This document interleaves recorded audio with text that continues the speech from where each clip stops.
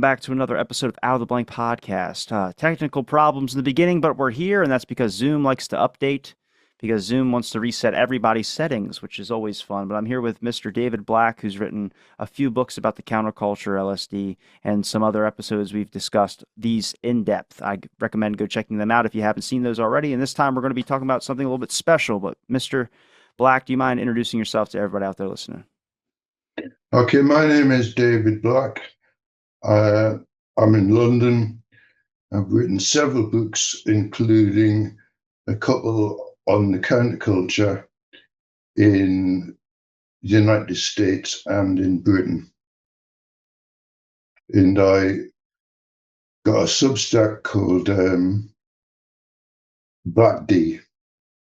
You can find it on Google. You also wrote a little bit for The Lobster, didn't you?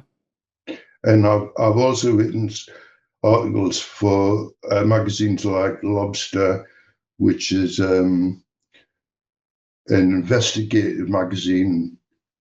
Uh, it calls itself Investigating Parapolitics. And the last thing I wrote, I think, was about Charles Manson. That's always fun. I think we did an episode on that as well too. People will have to go back and check. But I wanted to have you on this time to kind of discuss Vietnam because I've been having a large interest and kind of drifting from the JFK administration and the history behind that and the assassination to more of the LBJ side of things and learning more about LBJ's administration. I want to get your take just from an outside kind of looking in at the United States and kind of what the Vietnam War means for us, but your examination of the counterculture. What would you say, would you describe the Vietnam War? Like, if you could give it like maybe a little bit of a history to it or just give your kind of take and understanding of it. Right. I think a good place to start would be 1969, looking backwards, with the release of the Pentagon Papers by Daniel Ellsberg, right? Now let's go back a bit. Ellsberg was an American Marine from the 1950s onwards, and he became a special advisor and research analyst with the Rand Corporation that was working for the American government. And his job was to work with the Rand Corporation and find out how the National Liberation Front, the North Vietnamese Viet Cong, could be defeated in South Vietnam. And he was in charge of all the intelligence, or a good part of it. And he became suspicious about the way the American press and the government were handling information about the Vietnam War. He was getting all these statistics from the front line, so to speak, in which, for example, the army would report the kill rate. Like every week, they would send the figures for the kill rate, the number of Viet Cong guerrillas who they claimed had been killed. And if you believed them, then there would be no doubt that America was actually winning in South Vietnam. So this guy, Daniel Ellsberg, he was highly suspicious about the statistics. So he went to Vietnam himself and went out on patrol with the American Army. And he found that the American Army and the South Vietnamese allies were killing large numbers of civilians and writing them off as Viet Cong. And he realized, given the Tet Offensive of 1968, that there was no way America could win in Vietnam unless they killed so many people that they would be put into the Nazi class. Now, Ellsberg was working for the American government, and he participated in a study on the history of the Vietnam War, starting with French. Now, to go way back, because we have to go way back to understanding any of this stuff, Vietnam was run by the French. The French were especially brutal colonialists, and they tried to impose the Catholic religion on an essentially Buddhist population. And when the Japanese invaded South Vietnam, there was a massive resistance movement led by Ho Chi Minh. Now, Ho Chi Minh had the same kind of standing as George Washington had in the American Revolution, or a more modern example, Nelson Mandela of South Africa.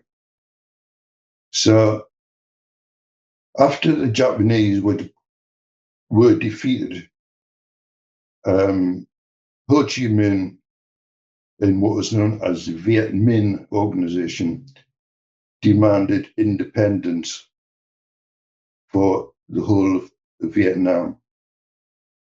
And they fought a war with the French, which lasted up to 1954, when the forces of Ho Chi Minh and General Giap defeated the French at the Battle of Dien Bien Phu. At which point, Ho Chi Minh went to the Paris peace talks and demanded elections. And if it held the elections, Ho Chi Minh would undoubtedly have won.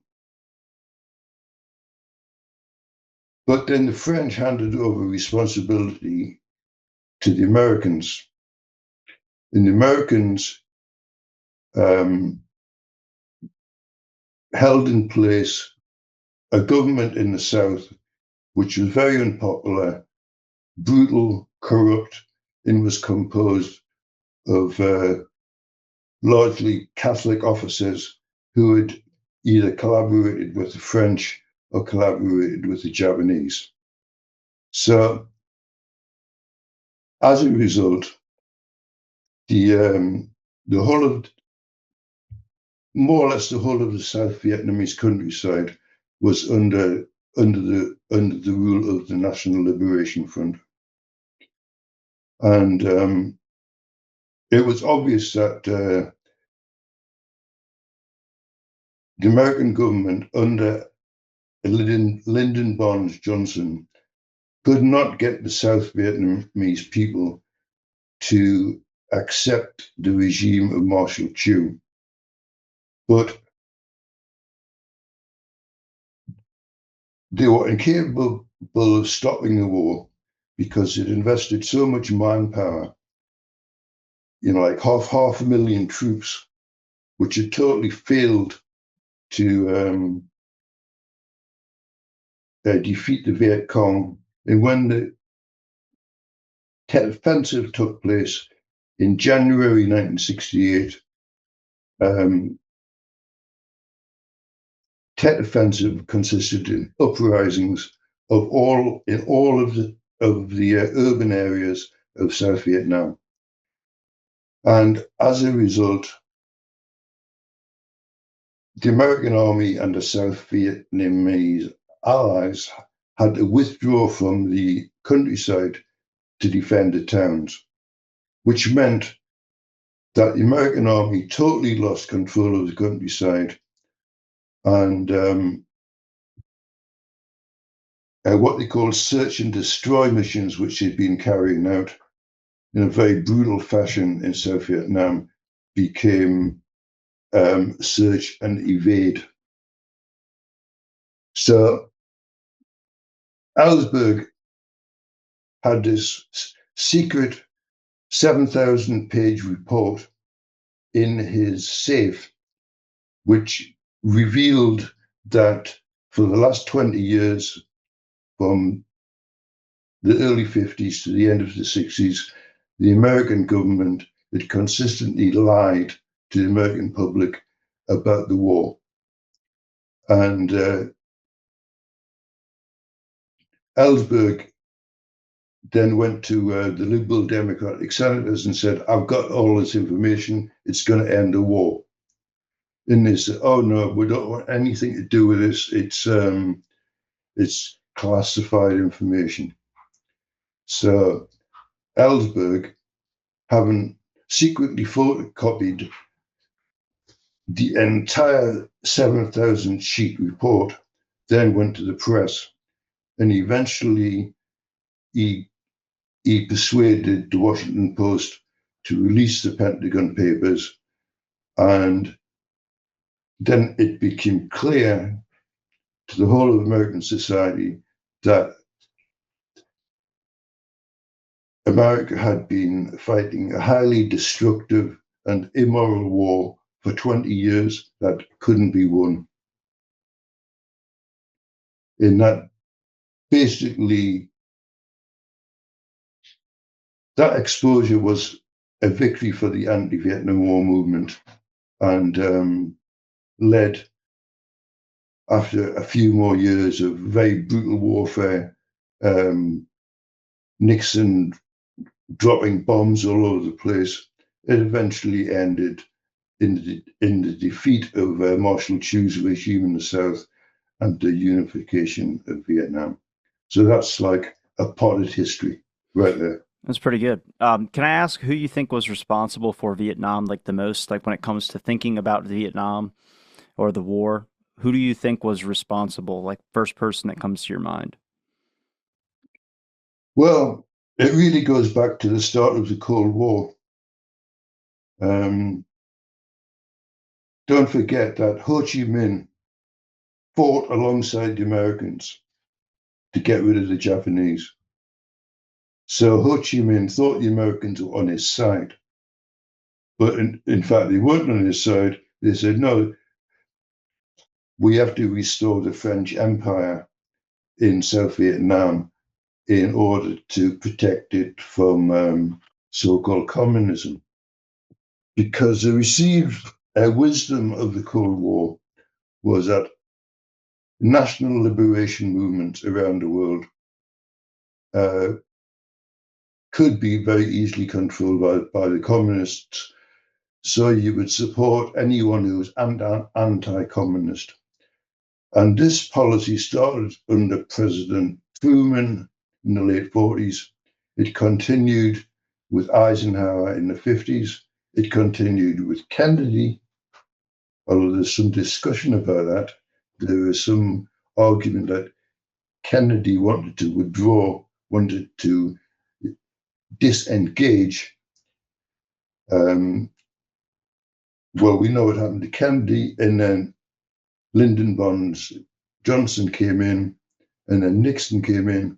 All of them consistently lied to the American public about the way the war was being conducted, including Kennedy. But who in particular, one person out of those lineup, what would you say probably had the most responsibility when it came to Vietnam War? Usually it's LBJ, I hear people mention, because of the increase in troop involvement. Um, Kennedy, everyone always uses the thing that he was going to pull out. I believe he would have, but I don't know if he would have stuck to this because from John McCone, who was the director of the CIA, states that he spoke to Kennedy, and Kennedy said he was going to pull out the level of troops just to what Eisenhower had. So just advisors and things of that sort, which honestly seems like the most balanced, accurate kind of thing. But again, he's dead, so we don't have that happen. Johnson increases involvement, and based on all of Johnson's secretaries like George Reedy and others, they stated that Johnson was just following what Kennedy was already doing. So again, if Johnson and Kennedy didn't have a good relationship or weren't as close as they should have been, They're not going to share details of what their plans are. They're going to be making moves in the backdrop without each other knowing. So then Johnson could just be thinking he's carrying on what Kennedy was doing to for his legacy or whatever. And because if you look at Johnson's phone calls, it's not until like 65-ish, late 65 and late in kind of 66, he's actually like starting to pay attention to Vietnam. Because like the 63, 64, he's just talking about Kennedy. It's press stories about him. He's very domestic as a president. So I always thought it was fascinating because you hear all these people, Robert McNamara, um, Dean Rusk, Walter Rustow, Mike Mansfield, all these people later come out and saying that they were feeding LBJ the wrong information. They were giving him things that he thought he wanted to hear because he said we're going into Vietnam, so you're supporting your president. George Reedy is a press secretary for LBJ, had a very famous quote, and I'll play that clip later on. But he states the resistance to the president's orders happens once. It's at the beginning. Anything after that follows what the order the president gave. So everything will be in agreement and support for whatever the president has decided is his decision. Again, if you're saying you're going to Vietnam, there's a big controversy about why JFK was killed. Was it because of Vietnam? Why did these wars have to happen? Are they money-making schemes? And I think there's evidence to prove kind of points on all sides about it because nothing can really rationalize war. So I think, in my opinion, Nixon should probably get more of the rap when it came to Vietnam, mostly because of the fact that there's LBJ talking to Richard Nixon on the phone saying, did you say you were going to wait to do a peace talk with South Vietnam until you were 100% like guaranteed to win the presidency? That was going to be your first order. Like, yeah, that's delaying a peace deal with all this bloodshed going on just to wait until you were president so you can get the credit for it. That's Nixon. Okay, well, if you think about, I mean, Nixon was bad, but if you look at LBJ, um, when was 1965, the Gulf of Tonkin resolution.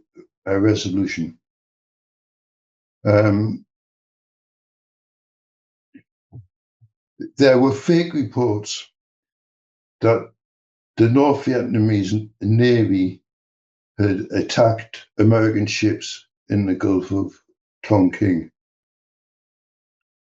And LBJ declared that this was an attack on the American armed forces, and he used that as a signal to escalate the war. Now, the thing was, Ellsberg revealed that the phony attack on American ships in the Gulf of Tonkin had been planned in advance. And LBJ knew there were no attacks on American ships in the Gulf of Tonkin. But this was his, he used this as a signal to bomb North Vietnam and escalate the war in the South by sending in hundreds of thousands of American troops. Now, you can take it back a bit further. 2 weeks before Kennedy was assassinated, the president of South Vietnam, called Diem, was assassinated by the forces of Marshal Chu. So there was a kind of internal conflict in Vietnam where Marshal Chu was installed as essentially the American stooge of South Vietnam.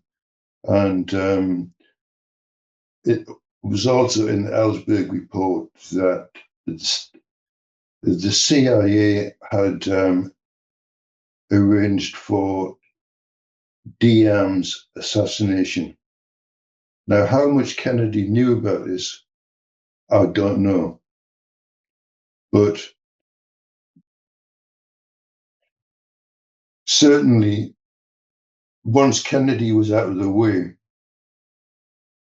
uh, LBJ was free to start the war, and he continued for another 4 years until the Tet Offensive convinced him that he had to lose, that the American army had to lose in Vietnam, even though it would cost hundreds of thousands of lives, as it did. Like, if you look at the casualty figures, there was 60,000 American dead, over 200,000 South Vietnamese army, um, half a million Viet Cong or North Vietnamese, and about another half a million civilians. You know, that was the horrendous cost of the Vietnam War, of, of the war, which Ellsberg came to realize should never have been fought. Do you think that was specifically just because LBJ was president? Let's say we had Richard Nixon in a spot. Do you think it would have been any better? I definitely don't want to take the side of defending LBJ, but I think we got to think of like a multifactorial thing here. Uh, well, George Reedy, his press secretary, announced that, if you send 2,000 troops to Vietnam and those 2,000 troops get killed, are you going to say, oh, that was our mistake and those men died in vain? Or are you going to send another 5,000? Then you're going to send 10,000. Then you're going to send 15,000 because you can't let those men die in vain. He said that in an That was interview. exact. That was exactly the attitude of General Westmoreland, Yeah. who kept saying all the way to the end, we just need another 100,000 troops in group and we can win this war. And you even have Richard B. Russell, who everyone talks about being the denier of wanting to be on the Warren Commission because he didn't believe in it. He states that General Taylor is right for Vietnam through his strategies and his plans and things like that. And he was talking about on Face the Nation interview, Richard Russell was talking about that they're doing coups every other week over there in Vietnam. And he was talking about the spending. He was talking about the number of people that should be putting up their arms and defending their country like they're supposed to do as good working Americans. These are all people that LBJ is friends with. LBJ never made these statements. LBJ is on record multiple times saying, "What the hell have I gotten into?" Because he wasn't paying attention. He was focused on the press talking trash about him. William Manchester's book takes up a lot of his phone calls, press stories about the New York Times and all these things, writing article pieces about him. And he just has his, what he called the wise men and these advisors that he was getting information from. Even Eisenhower at a point told him, you should just get out of Vietnam. He was, he had all these chances and everything like that. But again, what's the one thing that stops somebody from backing down at this point in time in American history? Nobody wants to be the first president to lose a war. Nobody wants to be the first person to admit that they were wrong. So I put a little bit less blame on LBJ and more about the people that admitted to giving him wrong information. But he's still culpable. He still did what he did. I just think we got to look at like kind of like the whole line of people that are around the one figure we always point at. And I think that doesn't get talked about a whole lot. Like we always look at Nixon with Watergate. Well, there's a lot of other people doing freaking bad, man. Like somebody should lit Hoover up on a cross or did something because a lot of people got away with it. The names that we don't talk about: General Maxwell Taylor, Westmoreland, James Eastland, Abe Fortas, a lot of advisors to LBJ that were more than happy to tell LBJ that we're doing fine, but we're going to need to spend another billion. We're going to need to spend another million. And LBJ is like, okay, yeah, do what you have to do. I think there's a phone call with LBJ and Richard Helms where he states, "Are you telling me we bombed like bicycles? We bombed a bunch of civilians and stuff in the street? Is that what you're telling me?" And Richard Helms is like, "I cannot confirm or deny if we did that, but it does seem like we did happen to get some casualties, some civilian casualties." And LBJ is like kind of like stunned for a second. He goes, "Can you get me an approximate number of how many civilians you killed with that bombing that you did?"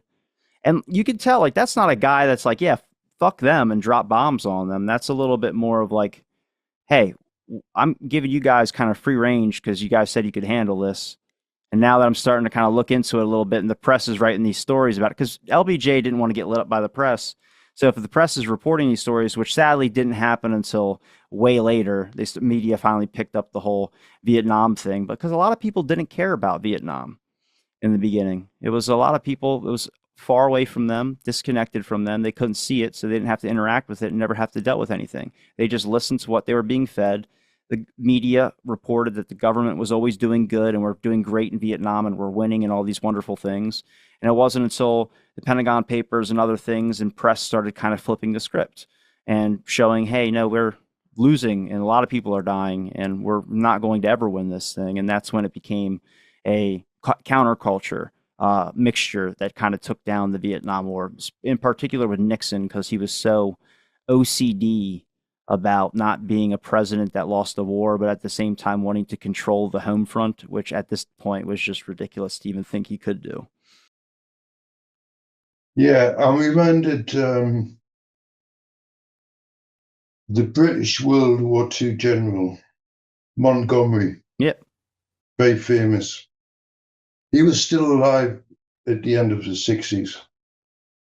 And he said, when interviewed, that there was no way the Americans could win, and that eventually there would have to be some kind of coalition government with the Viet Cong.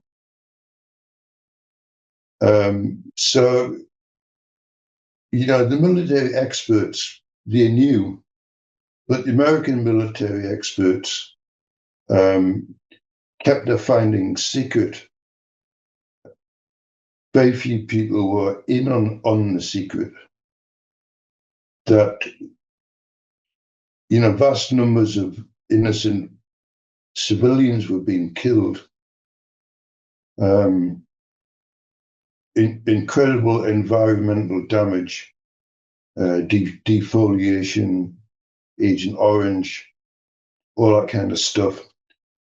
And Ellsberg knew about this stuff because he was getting his information from the top ranks of the army, who were all lying their heads off, including General Westmoreland.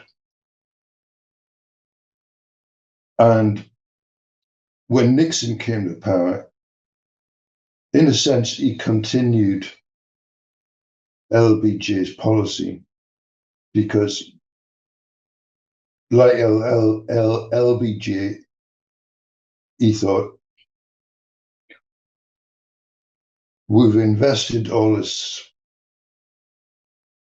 wealth and lives in South Vietnam, and like you say, who wants to be the first to admit that they lost a war? So Nixon's, how long was he in office for? 5 years. He spent 5 years trying to keep the lid on the situation, undermining the anti-war movement. And I'll just give you an interesting quote here. Well, he probably could have done that and undermined the whole anti-war movement. Like, he had a lot of people on his side when it came to talking about the drugs, and he was actually very well liked in the beginning. It wasn't until he started kind of pissing off the wrong people that were the figures we don't really mention a whole lot. Is when he started to get the kind of tail turned against him. He tried to abuse the FBI, then create his own FBI, and you don't do that with Hoover. And Hoover wasn't around too much long after that. But a lot of people were just not dealing with the tricks and the whole Watergate scandal. Again, I think that was done on purpose, not the break-in, but the intentional capture, the whole tape scenario of the door and stuff like that. I believe that was intentional. A couple guys work for the CIA, get caught by just replacing tape on a door after a janitor walks by and see come. To me, that doesn't make a whole lot of sense. But the biggest question has always remained: why? What was Vietnam for? What was he trying to get? Everyone says it was the bugging of Larry, or the information in Larry O'Brien's office, or was it the dirt that was on Nixon that was there, or was it some other thing? I, there's multitude of theories. We don't have to choose one, but I think Nixon spread himself a little bit too thin. And I think when we really look at Vietnam, I think you have to put Nixon, LBJ, Kennedy, and Eisenhower and Truman all in that same boat. Nixon was going to carry on Eisenhower's thing because he was Eisenhower's vice president. LBJ was looking to Eisenhower as his mentor, among other people. So he was Eisenhower's telling him in the beginning, you got to do this and got to do this like how I was going to do it and all that. He's following the Eisenhower template. That's the thing is like it's a legacy point for Eisenhower that was going to be lifted by his apprentice LBJ and then possibly carried on by Richard Nixon, but everyone was trying to selfishly be the face of the whole Vietnam thing until it went sour. You see LBJ in 68 and 67 talking about at this point, I'm not running for president again. I'm just trying to save my legacy. And the dude's taking those freaking heart pills, like 5 of them every 5 minutes because the man's like so stressed out with the whole Vietnam War thing. So I give Johnson a little bit of grace. I mean, I've listened to over 900 hours of his phone calls, and I can tell you he's very focused on himself and his own image before even looking at the issue of Vietnam. It wasn't until later when he started realizing what was going on. And then at that point, he was like, I'm just trying to save whatever I have left and I'm out of here. You guys, like, this is whoever wants this can have it. I'll say one good thing for Eisenhower. When he left office, he made a speech warning about the military-industrial complex. And he said if it wasn't stopped, the military-industrial complex would end up running the American economy. And you've got to give him credit for that because that's exactly how it turned out. Sadly, they didn't do it while they were in office, which is the worst part. We have like quotes from Truman about Dag Hammarskjöld and then talking about how the CIA has long extended its reach from what it was originally supposed to be. And Alan Dulles had to ring him in and make him retract his statement to the press. You know, we have these presidential figures that are one way in office, and by the time they're out or they're about to be out, they are stating something a complete 180, which is like, why didn't you do this when you had the power to go? You know, JFK is talking about shattering the CIA into a million pieces and scattering it into the winds, allegedly. So, he's saying it while he's there, whether he told it to a personal assistant or whoever. I've just learned from the people that were a part of JFK's administration that went on to LBJ's administration, and then listening to the people that either left in LBJ's administration because just things just got hectic and it was just difficult to deal with. Their opinions and perspective on things brings a little bit more or less devil figure of LBJ and puts it more into like a guy who follows the same military template of every person we ever elect for president, if that makes sense. Like I said, not apologizing for him. He did bad too. He has fault to blame here. But again, it's the same thing of like, I don't think anybody understands the full weight of that job. And for the longest time, we had so many factors that were working to make this system keep going, rather than looking at something that was going to actually go for change, or some other thing that Kennedy would have probably taken it on, or Bobby would have taken it on. To me, it's just interesting because the counterculture, like you look at that, I mean, that's literally people saying, we're done. Like, we're not going to do the war anymore. We're not about it. And then you had a split between people that could have gotten really bad. But luckily, real information got exposed and was leaked to the press. And next thing you know, all these people became aware of what the hell was going on. Right. So by 1970, people did know what was going on thanks to the Pentagon Papers. And as I point out in my book, Psychedelic Tricksters, in October 1970, Nixon signed the Comprehensive Drug Abuse Prevention and Control Act, which gave law enforcement officers the power to conduct break-ins and raids of premises without having to show the occupants a search warrant.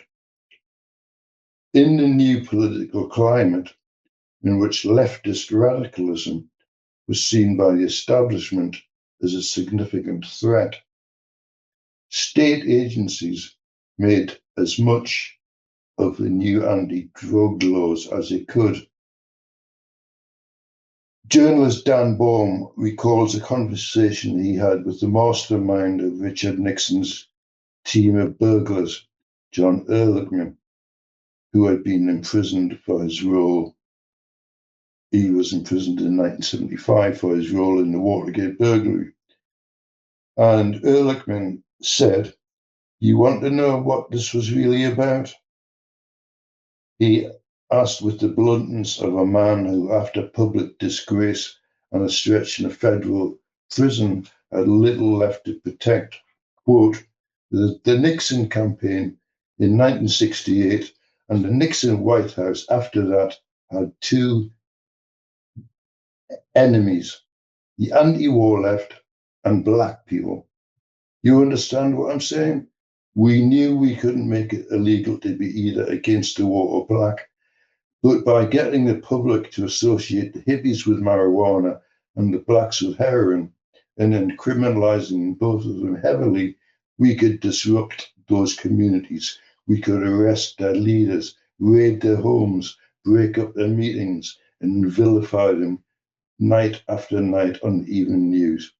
Did we know we were lying about the drugs? Of course we did. Well, that's also why they introduced certain heroin to kind of low poverty neighborhoods and got people addicted to the thing. It's very hard to care about the Vietnam War or any type of war that's going on if your son just died from heroin overdose. And then they're associating that now with black people. Then you're going to have outright racism for a factor of just pure dislike for the factor of you might have lost a family member to heroin or some other type of drug. Yeah. And there was no better informer than a heroin addict because you can control them. So again, like a lot of this stuff, there's not saying there's all these ridiculous theories. I'm saying everything has weight to it. I think, but it stems from a core thing, which is what everyone's trying to point. Like it's because there was heroin in Vietnam. I was like, no, that was just an added on feature. You could say we went over there for that specific purpose. I don't necessarily believe that. I think we were over there for other kind of territorial gains when it came to the factor of wanting to expand out the United States and what our ideology was. So it'd be easier for us to trade, get better resources, and do whatever we wanted to do without having to worry about certain, other leaders getting in our way, certain threat of communism, that type of thing. But then heroin, Afghanistan's another one as well too. Some of the two of the biggest places ever is Vietnam and heroin. I mean, not Vietnam heroin, Vietnam and Afghanistan for heroin. So, it's weird. Those happen to be some of our longest wars. It's you can connect those dots. There's that. You can even say Kennedy was killed because of the Vietnam thing for sure. I want to get kind of to what your thought process is when it comes to the overall resolution of the Vietnam War. What do you think was the biggest responsibility besides the Pentagon Papers and the leaks, but the overall kind of buildup that led to that eventual Watergate and the kind of watershed moment that we all have experienced, at least in American history, through the eyes of looking back? What would you say? Would you say it would be the counterculture? Would you say it was maybe just the way that the tides were turning when it came to the media? Or would you say would it be the change from Johnson's administration over to Nixon's administration? I would say the three ingredients were the determination of the North Vietnamese and the Viet Cong to win. They were prepared to pay a very high price for the victory.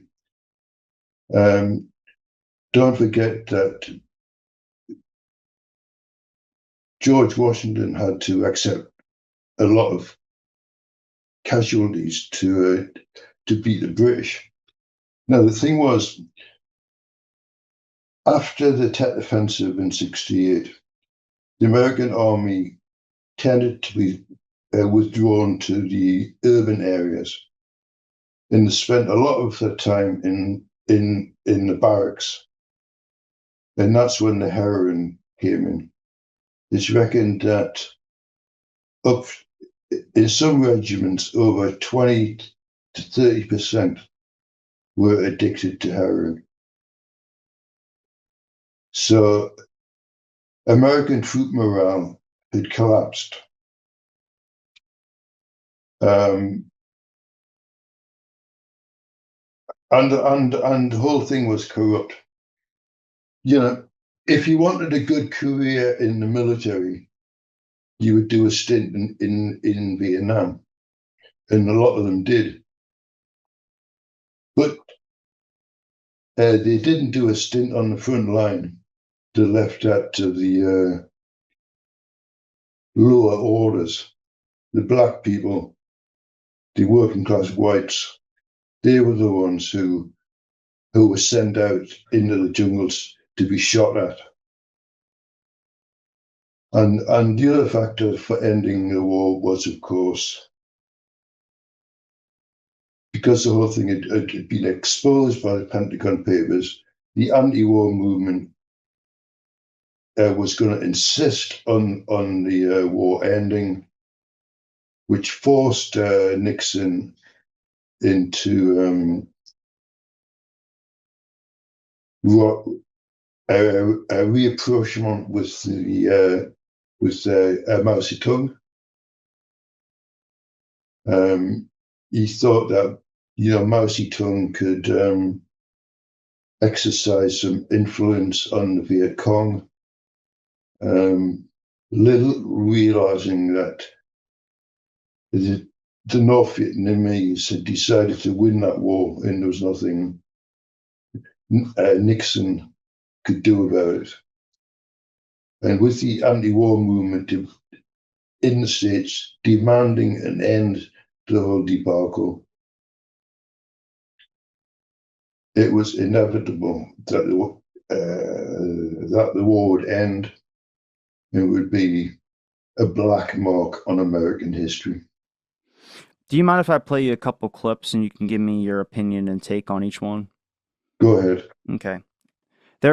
There some I made for the channel based on interviews and stuff that was done. This is the clip is called "You Have to Double Down" by George, and this is George Reedy speaking. I'll play it real quick, and you can give me your take on what he says, if it's accurate or if you disagree with his statement. Try to picture yourself as president. You've given an order. 4,000 or 5,000 men get killed because of the order you've given. Are you going to say to yourself, I'm not talking now about making propaganda, talking to other people. Are you going to say to yourself, my God, 4,000 or 5,000 men are dead because I was a damn fool? I killed those men? No. You know what you're going to say? You're going to say those men died in a noble cause, and we've got to be sure now that the cause for which they sacrificed is not in vain. So you're going to send 10,000. You get some of those killed, and you're going to send 20,000. Get a big bunch of those killed, you're going to send 40,000. But there is another very subtle point. Once the government decides that a president has made up his mind, the whole force of the government closes in to reinforce his thinking and to tell him how best to do it. The advice a president gets after a certain point is not whether he should or should not do something. He'll get that at the beginning. But once he makes a decision, then everybody tells him how best to do it. What do you think about that? Spot on. You got it right. He got it right, right? That's what I'm saying. I was like, he left the administration. He's not a good guy. Reedy is not, but I think he was very critical and honest about what went on in the White House. That gave me a different perspective on, I guess, what we kind of always knew about what goes on, how these mentalities and warlike figures start to think, but a lot more pressure and understanding to the seat of the presidency, which he explains in this interview as well too. This is another clip I wanted to play for you. It's called "The President in Isolation." It's another interview with George Reedy. There's a selective process at work which winds up in a very short period of time with a staff that spends all of its time agreeing with the president and trying to devise the best method of doing what the president wants done without ever challenging the basic question of whether it should be done. Now, this is a very, very insidious form of isolation. Now, usually we think of isolation as being locked up in a padded cell and not allowed to see or speak to anyone. The more insidious form is for a man to be surrounded totally by inferiors, for a man then to do all of his own thinking. because then he is really isolated, but he has the illusion of human company. So this institution is in trouble because of its isolation, going back to the separation of powers and the combination of these two ingredients in the office, and then the growth of the staff in the modern presidency. Right, because the staff provides additional layers of insulation. What did you think about that? Yeah, he's quite right. Once it has been decided by the president to take a course of action, such as a war, and people don't start wars if they don't intend to win them, then everyone advising the president will react to setbacks in the war by arguing for more resources to be plowed in. Well, do you think anybody ever wants to tell the president that he's wrong, or they're afraid they're going to lose their job? So at this point, how do you agree with the president and just kind of do what you're supposed to be doing because the president said so? I mean, that was even in it was not McNamara. I think it was Dean Russ talked about in a Vietnam War kind of documentary. He was talking about, yeah, I didn't agree with the president, but I sure as hell wasn't going to be the one that told him that he was wrong in his idea or his way of thinking. You know, what was I going to do? I was going to tell him all the best things that supported his points. Yeah, well, we need more people that would definitely step up and say, no, we need resistance there. We need other like figures and other people. But sadly, if you're the leader of the free world, you know, air quotes on that one, but if you're the leader of a nation, you're not going to want to surround yourself with people that tell you, no, that's stupid. Don't do that. You're going to get yourself, in a lot of trouble. You want people that are going to be like, yes, great job, Mr. President. Yeah. So if they knew at the bottom of their hearts that the whole thing was wrong, because of their loyalty to the president, they just left the job. In the case of McNamara, Dean Rusk, as you know, McNamara confessed years later that. Because he's the one largely responsible for the off numbers that was going on with the Vietnam War. He was feeding LBJ totally wrong figures. Yeah, and they were totally mad as well. Because, one of the calculations was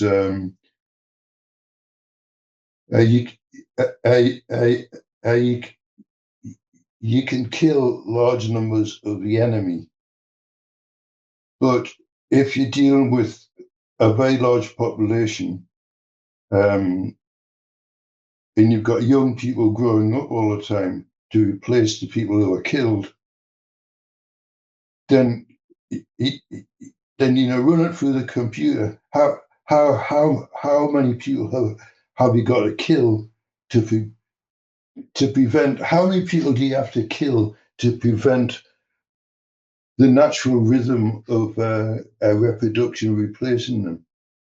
Well, I think based on past historical events like World War II and things of that sort, it seems like a high figure. Yeah, exactly. And this was the 60s. This was supposed to be civilization. LBJ promised a great society. So, Richard Russell has actually a good take on that. He was asked on Face the Nation. He said, how was LBJ's Great Society program working out with the Vietnam War going on? And Richard Russell goes, I don't know. I guess they were doing them both at once. And then, it's obviously LBJ was losing his Great Society. That's what he wanted. And he was losing all of that to this whole war thing. This is actually a phone call conversation between LBJ and Robert McNamara on 2/25/64. You said it to me, and it appealed to me when I say, why in the hell, I always thought it was foolish for you to make any statements about withdrawing. I thought it was bad psychologically. But you and the president thought otherwise, and I just sat silent. Now, you made them. And I asked you your explanation, you give me a good explanation. And not a damn bit of use of having 1,000 people sitting around guarding something that they don't need to guard. No question about that, Mr. President. The problem is really. All right, then the next question comes is, how in the hell does McNamara think when he's losing the war that he can pull men out of it? Well, McNamara's not fighting the war. He's training them to fight a war, and when he gets them through high school, they will have graduated in high school and have 12 grades behind them next year. And he hasn't taken on any agreement to keep them the rest of their life. He's made a commitment to train them to fight. And if he trains them to fight and they won't fight, he can't do anything about it. Then he's got to choose whether he wants to fight or let them have it. This is the problem, exactly. McNamara talking about the whole plan, and you hear LBJ criticizing him. How the hell do you plan to pull people out of a war? You're not even supposed to be over there. You have men guarding something. Why the hell are you even over there in the first place? LBJ's, that's in 64. Like I said, he's light touch dealing with the Vietnam issue. His main focus is press coverage, is after presidency of JFK, the one that he took over for that remaining time. He was focusing on re-election, like every president does, and all these things. And sadly, none of it was going to be going soft against Vietnam. Kennedy would not have made orders to withdraw from Vietnam until his election would have happened. It would have not have happened. He would have lost everything. So the whole thing depended on the reputation of the United States, as a defender of democracy. How could it possibly be that the American wouldn't defend democracy? How could it possibly be that they would try and defeat the enemy with a regime in South Vietnam that consisted of people most Vietnamese regarded as traitors? I wanted to I have to stop share real quick, but I'm about to share it again. Hold on one second. The video took off the panel real quick, but this was a phone call conversation with LBJ and RFK, and it was talking about pulling out of Vietnam on 5/28/64. I have talked to the Congress, and I'm telling you, it's going to be very difficult to wage much more effort out there than we are with any of their approval. Yes, I can see that. The Mansfield is just, he's for pulling out. Humphrey said, well, we're not doing any good. The Frank Churchill said we don't want any part of it. The Dick Russells and the 20-odd in that group say we ought never been in there, and the French found that out, and we didn't go along with the 54 Accords, and what the hell are we doing in there anyway? And Dulles and Eisenhower ought to got us in there, and we ought to have stayed. Yet when you go to reason with them and say, well, how in the world are you going to get out? They'll say, God, if some government would ask us to get out, it'd be wonderful, but it's saddening to talk to them about it. That doesn't sound like the war-hungry guy who wanted Vietnam, like the kind of a lot of people think about when it comes to Johnson. His whole thing was he kept asking people that question. Fulbright, you want to pull out of Vietnam? Fulbright goes, yeah, we should have never been over there. He goes, all right, what's the plan? Fulbright goes, oh, well, I don't have to think of a plan to pull out of Vietnam. He goes, yeah, think of a plan. I've thought all 40 ways different. If you got something you want to try, go ahead. I will be more than happy to do it. He started saying that to everybody. He said, tell me how to do it. It was killing his legacy. He didn't want it. Everyone thinks that, again, I'm not rationalizing LBJ here, but you listen to the phone calls and you start listening to a lot of the records, and the people that have admitted to giving LBJ wrong information, so one that publicly have stated, yes, I would put the blame of Vietnam on my head, not LBJ. This is what I start seeing come out. And then again, it's LBJ's fault for not doing what he should have done as the president and saying, this is what we're doing. We're going to do it this way. It might have caused a horrible scenario. But at that one question, how would you expect me to pull out of Vietnam? Give me a strategy and I'll do it. And nobody, RFK couldn't do it. Nobody could come up with something like that. You mentioned Fulbright. Fulbright was the first person Daniel Ellsberg took the Pentagon Papers to. And Fulbright said, yeah, everything in this is true. But all these documents are secret, and if you're a loyal American, you must believe that these documents remain secret. And Ellsberg says, but these documents could end the fucking war. Don't you see?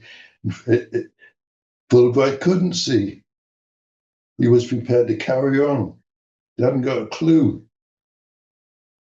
about how to end the war. Again, it was like I said, I don't think anybody wanted to be put in that position of being the president in that scenario, whether you're so far in or whether you're dealing with things from previous administrations. I just think it was a tough thing, and sadly, we didn't have anyone that was bothering to say you just got to take you got to take the risk. It can't be worse than losing more people. What we're doing right now by continuing to funnel this thing, and just keep fighting and fighting and fighting in something we're never going to win. Now, there became a point where John McCone had started doing interviews or press little things when his CIA directorship was kind of not coming to a close, but was more leaning out the door. And he started blaming or putting words in LBJ's mouth. And here's one right here from a phone call with Robert McNamara on 11365. They had a party last night, and Joe Alsop called up very excited today and said that he and Kraft and all Evans. Was this at Evans' house? Yeah. I know I was invited to one, and I couldn't remember what night it was. Last night I could. Well, it was Evans's house, and the Kennedy crowd decided that I had framed up to get to Armed Services, the Senate, to call McCone to put the Vietnam War on Kennedy's tomb, and that I had a conspiracy going on to show that it was Kennedy's immaturity and poor judgment that originally led us into this thing that got us involved. So again, these are people that are friends of LBJ's or on LBJ's side that are now putting words and kind of creating. They did this with LBJ talking about Kennedy as well too, as well as Manchester's book, stuff that LBJ did not say or do, that his friends were saying, oh, they treated Johnson terribly. They treated Johnson like crap and all this type of. They were saying that as a meeting between friends and other fellow business Texas associates, whatever you want to say. And LBJ wasn't saying those things about Kennedy, but somehow the press ran off with the story and it became LBJ pushing the blame onto Kennedy, even though it was McCone that stated that the Vietnam War was a Kennedy issue and that's why we're in this mess is because of Kennedy. It's not true. It's not true at all. What about when it comes to LBJ doing that? So again, it changes a little bit about how you might think of LBJ. I mean, like I said, there's his feud with Bobby that went on, but honestly, I think you can look more at that and examine the fact that it was probably RFK that started that feud. LBJ didn't select him as VP. Then you immediately start seeing LBJ's finances getting published in press magazines and stuff like that. And the only person they could suspect of doing it was RFK. So he became a little bit bitter. He was a little upset that he didn't get to be vice president. He thought he was owed that spot. But there's a lot of stuff like another clip I have here when we talk about keeping it quiet about Vietnam. This was 11/1/68. This is with James Rowe. Yes, Mr. President. I don't want anybody to know that I've called you if I can avoid it, because it just leads to a lot of complications. I think only your Secret Service people. All right, you just speak on your own now, and not quoting me or implying or otherwise. Yeah. You just keep the candidate from mentioning Vietnam until Tuesday night. Yeah, he's even talking about it anyway. Yes, this is the most explosive thing you've ever touched in your life, and. His statement that he would stop bombing Vietnam, period, North Vietnam, period, no comma, no semicolon. Mm-hmm. It took us 2 weeks to get around that one. Yeah. And Mac Mondays. Mm-hmm. And he said he vetoed Chew, so that got Chew mad. Now, Nixon picked up that ball right quick and started going into him through your China lobby friend. Mm-hmm. So he's in deep telling Chew and them and Korea and all of them not to go along with me on anything. Yeah. So again, you're getting a little bit towards the end. It's now no longer LBJ's administration, and you kind of look back to see who increased everything. It's LBJ with Vietnam, and you kind of have this different depiction. Now, what I found was more about George Reedy's understanding of his time dealing with the whole Vietnam issue. And this was a lot of what George Reedy had to say about LBJ. I think that he felt that while he didn't know how he'd gotten into it, how he'd gotten into this war, I think Johnson had the feeling that he couldn't get out of it. I can remember one long conversation with him one night, very late at night, in which he and I were walking up and down on the back lawn of the White House. And he kept saying, "This war is going to ruin me in history." He said, and I don't know how to get out of it. And you know, it was true. He didn't know how to get out of it. And one of the problems here, once a president makes a decision, this is one of the worst aspects of our form of government, it becomes almost impossible to change that decision if circumstances later demonstrate that the decision was a wrong one. I mean, I agree with what he just said. You can see that modus operandi is constantly repeated. Once the decision has been taken and the whole military-industrial complex kicks into place, it's very hard to stop it. A modern example of this would be the war in Afghanistan. It dragged on for 20 years, cost billions of dollars, was fought against the Taliban, and was who actually won the war. So, you know, the old guy is right. Once the decision has been taken, everything kicks into place. The press, the arms companies, the politicians, they're all signed up, and they all support the decision to go to war, but they haven't got a clue how to end it, except by sending in more troops. George Reedy's not my guy, but he does have a good perspective on the military-industrial complex. Again, when we hear LBJ, how many kids are you going to kill today? That you can do that. He made the orders, he made the call, but it's not just him. It's the whole backdrop of all the other money factors, military factors, the stuff that goes into the looks, the optics of being president is just a figurehead. You know, there's a lot of other things that are now running the control board, and this is kind of what Reedy's hinting at. Got a couple more to play, and then I'll wrap up, and we'll do a little talk discussion. But this is the starting of Vietnam. The next step was the famous conference between Kennedy as president and Khrushchev in Vienna. And I think Khrushchev had been hitting that vodka bottle too hard. That's when he was full of such statements as, "We will bury you." But Kennedy came back, and Johnson told me about the meeting in the White House. Kennedy came back convinced that Khrushchev was suffering from megalomania, and something had to happen immediately to show that the United States and the free world was not going to be scared to death by Khrushchev. So he started beefing up American forces all over the world, sent some more troops to Korea. We had quite a few troops in Korea at that point. He reinforced NATO, and he sent a large contingent of troops to Vietnam. Got it up to about 22,000.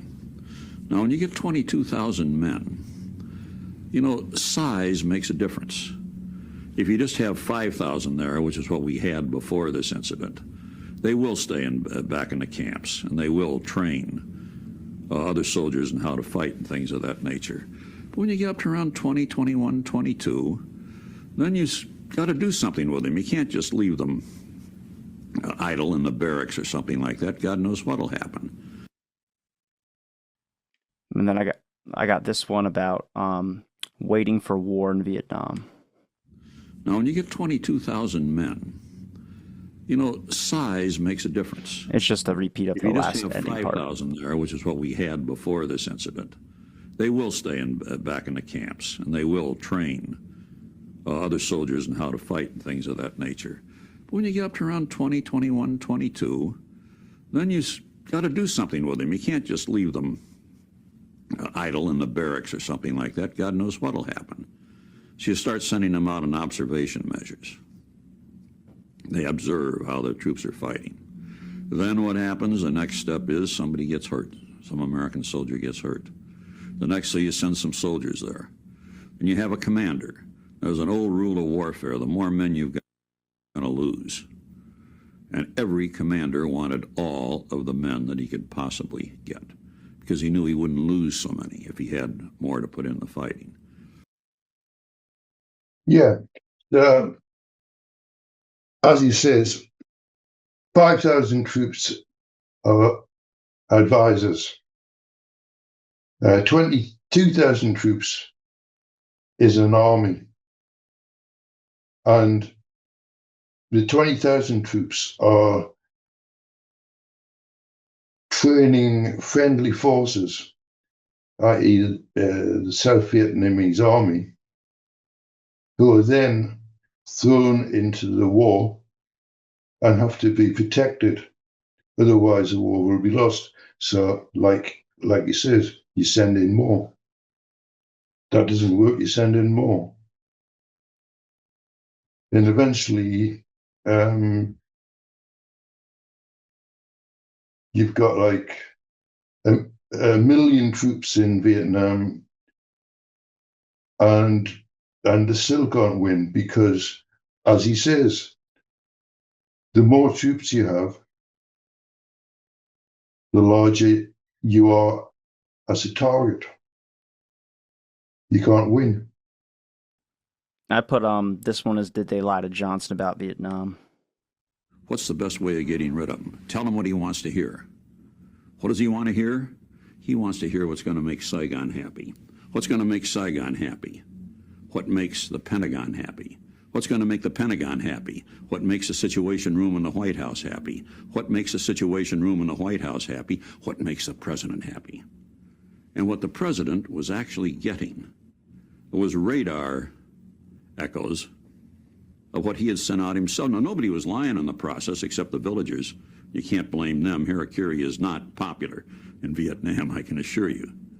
But you see, what was really going on here is there was a reinforcing process in which almost everything that came to Johnson, there were no actual lies, but everything that came to Johnson was couched in terms that would appeal to him, and everybody assumed that what he wanted was to win the war. And I've written a whole book about this, but that's the thing that really first got me to worry about the presidency. Right. So you've got these advisors telling the president basically what he wants to hear, but not lying. And they're not lying in the sense that they will say to the president, we've had reports from the command in Saigon of all these American victories over the Viet Cong, and the figures are that we've killed X thousand of Viet Cong in the last month or whatever. The guy's not lying; he's just repeating what he's been told. Yeah. Well, also, you can fudge the numbers to make it fit what you want the president to hear. Or what the president wants to hear, what you think the president wants to hear. So, to come back once more to Daniel Ellsberg, he had a gut feeling that the figures he was getting from the military in South Vietnam was bullshit. So he went over there to investigate himself and found out it was indeed bullshit. But he couldn't get his superiors in the RAND Corporation and the Pentagon to act on that because they'd been told to win the war. And any bad news would undermine the war. So therefore, there was no bad news. It was all good news. You know, the whole thing was very perverse when you think about it. I want to play. Still is. I want to play this one called "The Public Becoming Aware of Vietnam." Well, in terms of the public perception of what was happening in Vietnam, the biggest single event was the introduction of draftees, which did not take place until after the 1964 election. Up to that point, whatever American forces were in Vietnam were by and large special forces, Green Berets, people who had volunteered for the Army, people who were making the Army a profession. But when they started to put draftees in, then a very important change took place. When nobody really cares what happens to a professional soldier. You know, he signed up for it. If he gets killed, he knew that when he signed it. But when you start drafting people, when you start taking unwilling people out of the colleges, out of their work, out of their jobs, and send them over to get killed, it's a different thing altogether. You had better have a nation that is prepared to make sacrifices if you're going to draft anybody. Well, the nation had not been prepared to make any sacrifices. All they knew was that somehow the young men were being sent to a place and getting killed. I keep thinking when Mrs. Murphy discovered that her kid had been killed in a rice paddy in some country she'd never even heard of, that was all the difference. All of a sudden, the war impinged upon the consciousness of the American people. Yeah. This We one should partly explain why there were so many junkies in the American Army. this one is called "Can't Back Down from Vietnam." You know, a president of the United States is in a peculiar position. He gives an order and somebody gets killed. Well, he's not going to say, my God, those people got killed because I was a goddamn fool idiot. What he's going to say is those men died for a cause, and we got to see that they don't die in vain, so he sends more men. It becomes quicksand. Well, we all know that President Johnson was under tremendous pressure because of the reports that were coming in from the correspondents in Vietnam. What was his attitude toward them? I think he believed that they had been taken over by communist propaganda. He became quite paranoid in the closing days of his administration. And he saw plots everywhere. In the opening days of his administration, he saw plots that were directed by Bobby Kennedy everywhere. And then later on, I think he believed that there had been a communist infiltration. Not that he thought that these correspondents were communists, but that they had been taken into camp by the communists. And then I just got two last ones here, and then we'll wrap it up on this one. This one's John McCone, director of the CIA, talking about Vietnam. What about Vietnam? He got us into Vietnam, really. Do you think he would have gone Kennedy. ahead the way Johnson did and then finally maybe pulled out, or what do you think he would? No, he didn't get us in as Johnson did. He got us in further than Eisenhower, but the buildup took place after Kennedy left us and Johnson took over. Kennedy told me, and it's recorded in one or two books, Kennedy's position was that once the 64 elections were out of the way, and he was assassinated in November of 63, and the election was coming on the next year. Once they were out of the way, he would pare back our presence in Vietnam to the level established by Eisenhower and established at the Geneva Conference. And that was about 800 of the military assistance group. And then this one is about General Maxwell Taylor, and this is Richard B. Russell speaking, and this will be the last clip we'll play. General Taylor got in trouble there because he talked like the Dutch uncle to all of these young generals that were running these coups about one every 2 weeks over there. I think it had a good effect. He was criticized in many quarters for what he did. I think he did exactly the proper thing. And I don't know. We have over there Mr. Alexis Johnson, who is a man of vast experience in this field. We have some of our best people, supposedly our best people, in the field of diplomacy as well as in administering the aid program. But I still don't think that we have done enough. I think that we could do more. And as to the details of that, I am not familiar enough with the problem. I haven't lived with it over there. But I would like very much to have General Taylor make a full report to the President with all his suggestions as to what can be done to stabilize the civilian government. I have great confidence in General Taylor. I know it's very popular to sniff at military men, but General Taylor is a remarkable man. He's not only a great soldier, he's a great scholar, and I think a statesman. Senator. This is a guy saying what Maxwell Taylor doing in the whole. Hold on, I'm stopping share of this real quick. What Maxwell Taylor's doing over there in Vietnam with a coup every 2 weeks is a good thing. A coup one every 2 weeks is a good thing. And Richard B. Russell is supporting that and saying he should give more suggestions to the president on how we should deal with this thing over there. Again, so in my opinion, like I said, from what I've shared with you, you kind of develop and you kind of can see my perspective on why I think Johnson needs a little bit less of the blame. Again, still a part for sure. Just I think if you look at the backdrop and all the other figures, I think you have probably should have a different take on Johnson than you might have had originally, just basis on he really was not like bomb everything over there all the time, 24/7. It was really like a general thing of like a confusion just in the place that you're at and what has happened. The increase is his fault. But I feel like, anybody that's getting information that this war can be winnable, like he was in the beginning, Richard Russell was saying that in the beginning. Eisenhower was telling him to do that in the beginning. Truman, that was giving him advice, was telling him he could do that. A lot of people were telling him he could win. And again, if it's a winnable, then yeah, let's do it. And sadly, we saw what happened. It lasted all those years and completely just tore apart Johnson. So, I think you look at it a little bit differently from those clips. And Johnson introduced the draft, right? Yeah.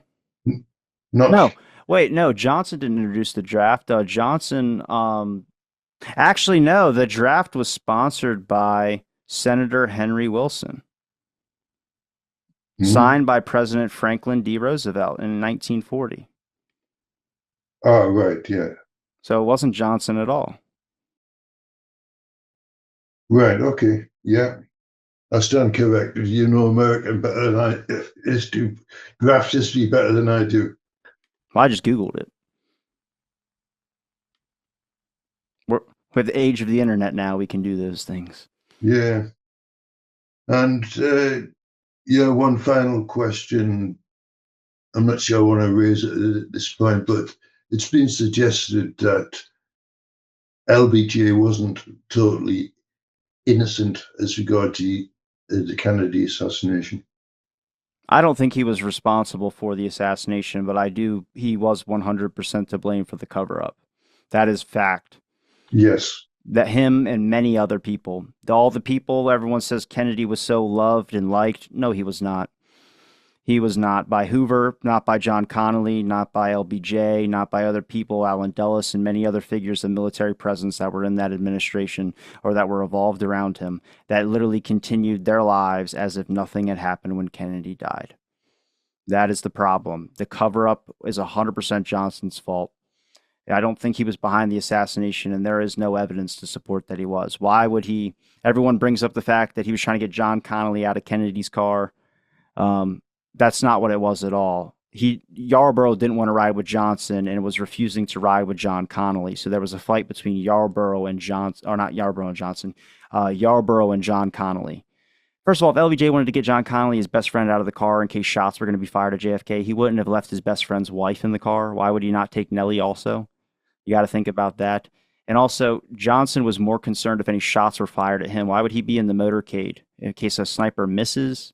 There's one from the front, or if it's just Oswald or whoever you want to say in the 6th floor. Doesn't make a whole lot of sense. Yes, the scandals did drop, but that happens with any president or someone that just becomes president. It doesn't mean it's motive for him. Again, he thought he was going to cover it. You could hear him talk about it in the years he was president. The Bobby Baker investigation was going on. He was telling everybody before they gave testimony, don't say this, don't say this, don't say this. He could easily covered his ass a whole other way.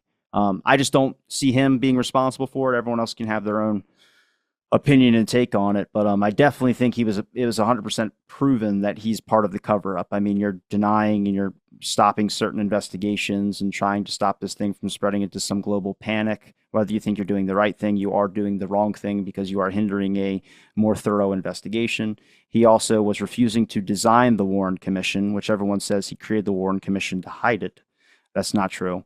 He From the 23rd, the 25th, and other calls, Joseph Alsop and other lawyers were telling him he needed to appoint a commission or you're going to have a rash of investigations popping up. And it wasn't until around the 25th to the 29th is when he announced all the members. But he was calling 50 different people, getting their opinions on creating a blue ribbon commission in charge of this thing. And I think it was not Joe Alsop. It might have been somebody else that mentioned to him about going down there with FBI agents and doing an investigation or taking certain members of investigative agencies down there to do a more thorough investigation. And the guy was like, you don't understand Texas. He goes, you do that, you're going to piss off the state of Texas. He goes, you don't want to do that. He goes, I know Texas. He goes, you're going to rile those people up. He goes, let me create a commission. And at this time, the reason Hale Boggs was even invited on it was because he was talking in the Supreme Court during some of these hearings about this with James Eastland, when Eastland was saying, I'm going to make my own investigation agency to investigate this thing and my own committee. And Hale Boggs said, I would like to make my own committee too. So now you have two committees. So LBJ called Eastland, told him not to do it. I'm going to start one. And then he told Boggs, you can serve on my commission. Now he just eliminated those two. So he's trying to consolidate it to one. But again, he forced Earl Warren on it. Earl Warren didn't even want to serve. And Richard Russell didn't want to serve because Earl Warren was going to be on it. He didn't serve because he didn't believe that Kennedy was assassinated by one person. It's not that at all. He just didn't want to serve with Earl Warren. He thought he was a slimy guy and didn't like him. Earl Warren told Bobby Kennedy no twice about serving on the commission. Bobby Kennedy was the one reaching out to these certain members that were accusing of not doing their job. And again, Earl Warren was too close to it. He didn't let the family or Jackie Kennedy speak to the other commission members. He privately interviewed her. He denied the autopsy photographs because he deemed them too graphic to the other commission members to look at. How are you going to do that to the other people that are investigating this thing with you? So it's like, again, I don't think he's behind it, but he sure as well got his hands all over the damn cover-up. Yeah. So, basically, as regards the war and as regards the Kennedy assassination, you're dealing with two realities. One is what is fed to the public, and one is what is really going on. And presidents like LBJ, they might know what is really going on, but they don't know what to do about it. And I guess that's what makes him a tragic figure. I think that's everybody that gets the office position. I think anyone that gets the office position realizes they don't actually have the power to do what they think they can do. Yeah, it's called holding office without holding power. Because you've got this massive infrastructure, which, as we said, Eisenhower called the military-industrial complex. And they're the ones who get the politicians elected. I will say that even though Eisenhower made that speech, I still don't like the guy. A lot of people have different opinions on Eisenhower based off that one thing, but he was still slimy afterwards too. Listening to some of those LBJ phone calls, LBJ's just kissing his ass the whole time. I'm like, this is very weird because LBJ is not the type to do that, but with Eisenhower, he's like, oh, I remember you in your prime. Why can't you give me some good advice now? He's saying stuff like that. I'm just like, dude, you're calling up people, telling them like, go up there and like to George Reedy, some reporter that was giving George Reedy crap. He goes, you're going to go in there, you're going to eat his ass. He says those words. He says, you're going to go up there and eat his ass. Like you're going to tear him up. And like he's saying this type of stuff. And then he's talking to Truman and Richard Russell. He did bully Richard Russell, but Eisenhower was very tail between the legs, not dealing with any back talk to someone that he admired. Again, different people, I guess, you meet. Hoover probably wasn't mean to everybody. We know about a little bit of a rumor or relationship with Clyde Tolson that might have been going on in a certain direction. which I don't know. I think there's probably evidence to that. I've looked at the estate records and all the stuff that was left to Clyde Tolson. That's very might be very close as friends. Let's just say that. According to the latest biography on Hoover, all the rumors about his sex life are untrue. But he was a bastard. Let's just remember, there was those types of scandals going on. We know Walter Jenkins was arrested or caught up on a scandal of trying to pick somebody up in a men's restroom. So that was a, different process, and everyone was kind of stunned by that. But yeah, there was a little bit of that going on when Walter Jenkins' arrest happened. LBJ had a special FBI team and Hoover looking and investigating individuals and what their sexual proclivities were to see if any of them were homosexual, which was interesting to listen on the phone of Hoover being like, I don't think he is. He might be. All right, I'll look at it. And it's just like stuff like that. But David, I appreciate the time you gave me to talk on my show about a lot of these things about the Vietnam and listening to some of those clips and kind of having a reasonable discussion with me about it, giving me your perspective and letting me share mine as well too. It's greatly appreciated. As always, you're always a pleasure to have on this show and always welcome back. Is there a place where people can find any of your links to your books, to articles, anything you'd like to promote right here? Yeah, if you look up, if you Google the barbarism of pure culture, you find me. All right, and I'll link all. Which also has information on my books. Yeah, thanks, Robbie. It's been, as always, a pleasure to have a discussion with you. I hope we can make something out of this for a good show. Thank you, everybody, for listening to this episode of Out of the Blank Podcast, and stay tuned for our next episode.